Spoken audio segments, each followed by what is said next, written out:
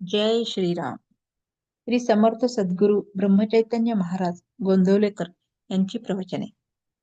18 जानेवारी. आजचा विषय नाम निष्ठेने घ्यावे. नाम श्रद्धेने घेणे म्हणजे काय? तर आपल्या गुरुने किंवा ज्याच्याबद्दल आपली पूज्य भावना असते तशा व्यक्तीने सांगितले म्हणून घेणे. अशा श्रद्धेने नाम घेणाऱ्याला मनात शंका येत नाही. ही स्थिती फार भाग्याची पण तितकीच दुर्मिळ. निष्ठेने नाम घेणे म्हणजे शंकारहित नाम घेणे. शंका अनेक तऱ्हेच्या असतात. नाम घेताना भगवंताकडे लक्ष नसले तर त्या नामाचा उपयोग आहे की नाही? नाम घेताना बैठक कोणती असावी? दृष्टी कशी असावी? शुचिरभूतपणेच नाम घ्यावे किंवा कसे? अशा तऱ्हेच्या अनेक शंका मनात येतात.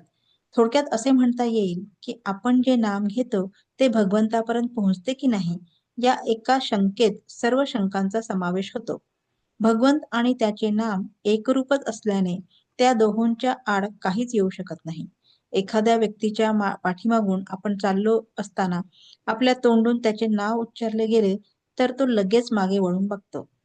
ही जर मनुष्याची स्थिती, तर भगवंताच्या बाबतीत त्याचे नाव त्याच्यापर्यंत पोहोचत नाही हे कसे शक्य आहे?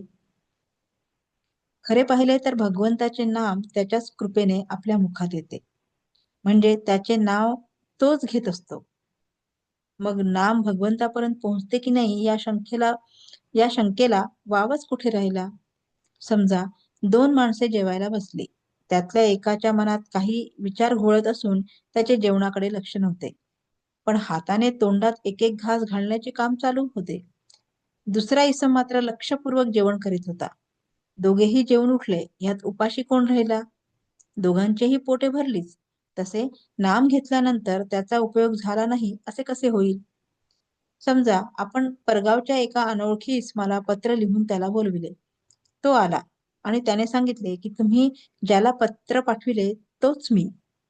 तर त्याच्या वचनावर विश्वास ठेवून आपण त्याला जवळ करतो.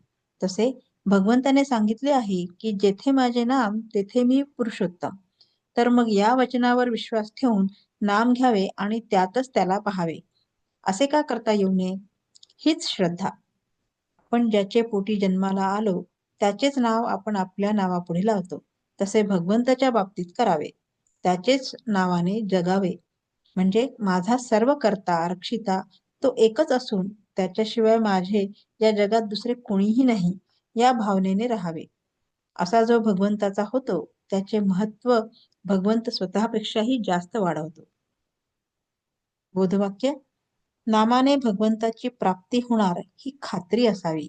अशा नामालाच निष्ठेचे नाम असे म्हणतात. जय श्रीराम.